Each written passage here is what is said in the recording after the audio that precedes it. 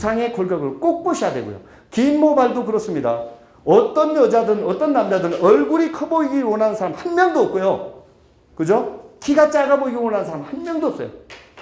앞으로의 지금까지 파마는 무조건 모발의 형태 변화에 따르면 제가 장담을 합니다. 앞으로의 파마는 모발의 방향입니다. 방향도 상하 좌우 그 방향에 따라서 이미지가 얼마나 달라지는지 제가 이 자리에서 보여드릴게요. 자요. 이것 보세요. 자요. 이것 보세요.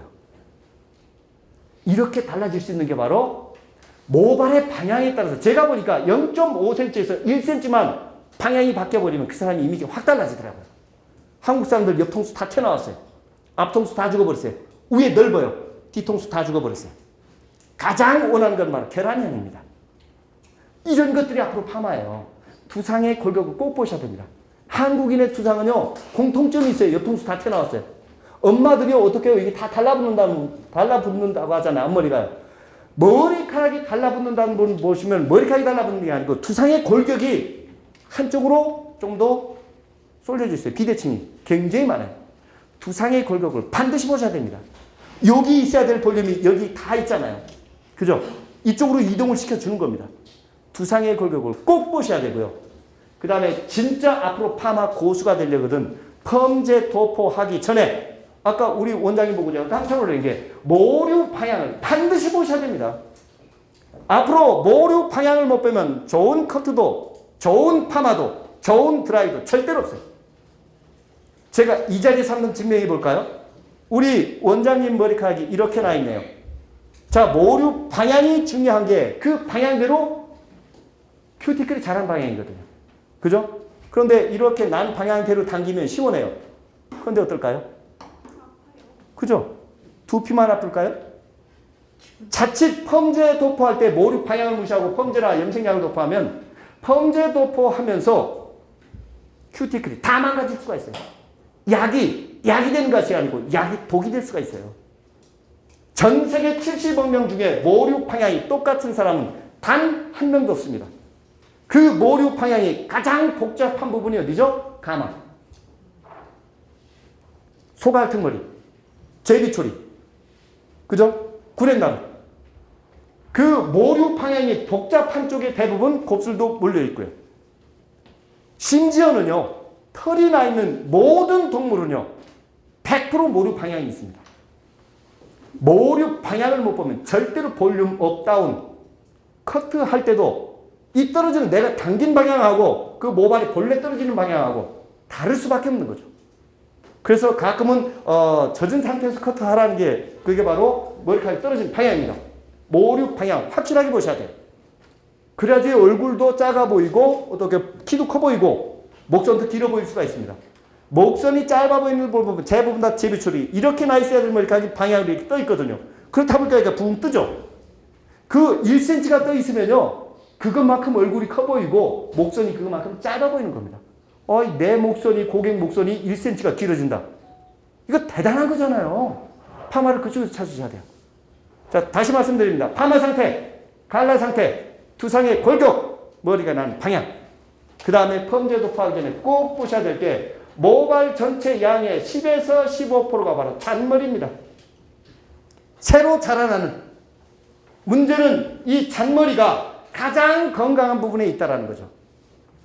펌제 도포할 때, 염색약 도포할 때 이 앞으로 잔머리를 살려주지 못하면 절대로 건강한 모발이 태어날 수가 없어요. 자라난 머리카락을 다 싹부터 죽여버리잖아요. 파마 후에, 염색 후에 위에 항상 이 안쪽에서 잔머리가 부시시하게 올라오잖아요. 그것 때문에 파마를 하는데도 이 잔머리를 먼저 처리를 해주고 건강약을 발라야 되잖아요. 애기한테 어떻게 밥을 먹이는 거죠. 그것도 아침, 점심, 저녁을 한 방에 먹이는 거죠. 꼭 먹어야 될 밥도 나눠 먹습니다. 근데 파마약을, 염색약을 이 가장 건강한 부분에는 잔머리가 있다는 걸 꼭 상기하셔야 돼요. 내가 파마하면서 염색하면서 잔머리까지 살려준다면 내 몸값 무지하게 많이 올라갑니다. 그죠? 앞으로 내가 또 만져야 될 모발이잖아요. 싹부터 죽이시면 안 돼요. 이렇게 중요한 부분들을 그냥 2, 3분 만에 끝내버리잖아요.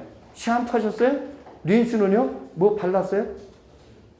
절대로 그러시면 안 됩니다. 왜? 이 고객 모발에 맞는 펌제를 선택하기 위해선 지금 정확한 고객이 모발 상태가 어떤지 이 5가지나 6가지는 꼭 고객하고 상담을 이룬 다음에 그 다음에 펌제를 또 하셔야 돼요. 그죠? 요 시간까지가 최소 10분 이상 소요가 돼야 됩니다. 고객 상담을 하고 가격 결정을 하고 시간까지 이 정도 걸릴 거다. 제가 아까 분명히 말씀드렸잖아요. 오늘 반응에 따라서 새벽 1시까지도 할 수 있다. 단 한 명도 안 가면. 근데 시작하자마자 한 명이 가버리더라고요. 김 팍 쐈어. 그죠? 갈까나? 근데 여기 남아에 계신 분들도 중요하죠. 요 시간 10분 이상 소요가 돼야 돼요. 아주 우리가 중요한 걸 놓치고 살았어요. 전체 파마 시술에서 가장 중요한 건 여기서 제 잘난 짓을 하지 말고 우리 여기 계시는 원장님들이 오신 이유를 제가 알고 거기에 맞춰주는 거죠. 진짜 앞으로의 파마는요. 고객 맞춤 파마가 반드시 이루어져야 됩니다. 그리고 고객은 명확한 목적을 가지고 우리 집에 왔어요. 파마하려고 지나가다가 여기 화물이 있네. 이제 파마 잘한다더라. 그냥 들어오는 사람은 단 한 명도 없어요.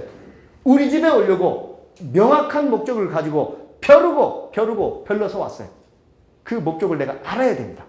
이제부터라도. 그죠? 고객 맞춤 파마. 그러니까 파마 종류가 중요한 게 아니에요. 왜가 중요한 거지.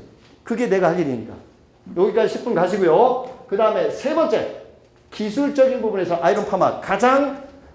저는 아이론 파마 와인딩은요. 내 몸으로 익혀 두셔야 되는 거예요. 그거 절대로 기술 아니에요.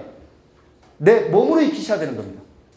미용사가 더더군다나 원장님이 이 귀한 시간에 오셔서 와인딩 연습을 하고 있더라고요. 그거 집에 가서 하세요. 잠 안 자고. 우리 로또 파마 와인딩 연습하던 거 생각해 보세요. 가발 들고 다니면서 내 지문 없어질 때까지 연습을 하셨잖아요. 아이론 파마 처음 봤는데 내가 원정이니까 한 번 배우면 할 수 있다고요? 해보세요. 몸으로 익히는 게 그렇게 쉬운 것인가? 그죠? 이 아이론 파마에서 가장 중요한 건 와인딩이 아니고 연화입니다. 연화가 90% 이상을 차지해요. 연화가 안 되면 아무것도 안 돼요. 그러면 연화란 무엇일까요? 아까 이야기 하나 말했죠. 아이론 연화를 가장 많이 봐야 된다 해요. 전체 파마 중에서. 그죠? 아이론 연화가 굉장히 힘들잖아요. 왜 그렇게 힘들까요? 아이론 연화가 힘든 이유. 첫 번째. 그죠? 와인딩 하는 시간이 굉장히 길잖아요. 먼저 와인딩 한 부분은 컬이 잘 나오는데 나중에 와인딩 했던 부분이 다 늘어지죠? 그 늘어진 이유가 뭘까요? 수분 또. 우리는 SS갑을 절단해 놓으면 이 아이가 절단이 되어 있는 상태로 오랫동안 유지가 되는 줄 알고 있더라고요. 천만의 말씀입니다. 약이 도포되어 있는 상태에서도 먼저 절단된 SS결합은요. 조건만 맞으면 반드시 재결합을 이루게 되어 있습니다. 자연산화. 와인딩 하는 시간이 가장 긴 파마가 바로 아이론이잖아요. 먼저 와인딩 했던 부분이 잘 나오잖아요. 2분의 와인딩 했던 부분이 늘어졌잖아요. 그 이유는 딱 두 가지입니다. 여기 와인딩 할 때 수분이 마른 것. 또 어떻게요? 와인딩 하면서 시간이 지나면서 어떻게요? 자연산화까지 이루어져서 그 시간까지 감안해서 연화를 더 봐야 되는 거예요. 파마가 안 나와서가 아니고. 그죠? 그런데 우리는 아이론 연화는 무조건 푹신 봐야 된다고 생각을 하고 있더라고요. 왜 더 연화를 봐야 되는지 그 이유부터 살펴보셔야 돼요. 그 전에 연화를 하려면 파마약을 몰라서는 안 돼요. 미용사가 제일 무서워하는 약이 어떤 약인지 아세요? 미용사가 제일 무서워하는 약. 아니거든요. 지가 써보지 않은 파마약. 미용사가 파마약을 무서워하고 있어요. 약을 줘도 못 써요. 우리 집에 안 쓰고 처박아둔 약 한번 다 끄집어내보세요. 그 파마약 안에 뒤에 보면 나는 이런 약입니다 라고 다 적어놨거든요. 표시 성분에. 여기 보세요. 미용사잖아요. 안 봐도 알아요. 하는 일 똑같아요. 커트, 파마, 염색, 업스타일. 그죠? 파마 약이 하는 역할은 속된 말로 수소결합, 이온결합, SS결합 세 가지 결합을 절단시켜주는 역할은 없잖아요. 근데 절단시키는 조건이 다르고 큐티클을 많이 절단시키는 파마약이 있고 피지 쪽에 있는 SS갑을 더 절단시켜주는 약이 있잖아요. 그죠? 그것을 미용사가 모르고 있다라는 거죠. 심지어는요. 로또 펌약하고 열펌약하고 차이점을 물어보니까 뭐라 하는지 아세요? 로또 파마는 와인딩하고 집에 갔다 와도 되고요. 얘는 약 바르고 집에 갔다 오면 떡이 돼요. 그러더라고요. 이게 차이점이래요. 왜 떡이 돼요? 그러니까 독하니까요. 왜 열펌약이 더 독해야 돼요? 헹구잖아요. 그러더라고요. 연화를 하니까요. 그게 다 파마인데? 그죠? 혹시 열펌약 갖고 곱슬약 갖고 로또 파마 해보신 분? 잘 나오죠? 그러면 완전히 순한 로또 펌약 갖고 아이를 파마 해보신 분? 뭐하러 와? 안 와도 되고 있어요, 지금. 다 똑같이 파마 약이에요. 근데 아침, 점심, 저녁 먹어야 될 게 다르잖아요. 1차 도포 때, 2차 도포 때, 3차 도포 때 모발의 환경이 다 달라져 있잖아요. 그리고 내가 도포하려고 명확한 이유가 있잖아요. 알칼리를 대주려고 파마약을 도포하는지 환원제를 더 대주려고 파마약을 재도포하는지 그 환경이 1차, 2차, 3차 약이 도포되어 있는 시간에 따라서 다 달라지잖아요. 그죠?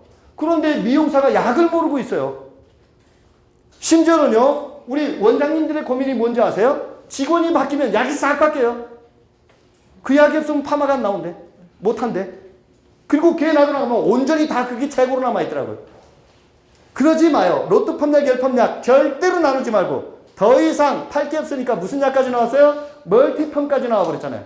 왜 멀티냐 그러니까 좋아서 멀티래. 다 된대. 뭐가 좋아? 그러니까 특수 성분 들었대요. 그게 뭘 물어보니까 몰라. 근데 뒤에 표시 성분 보니까 똑같아.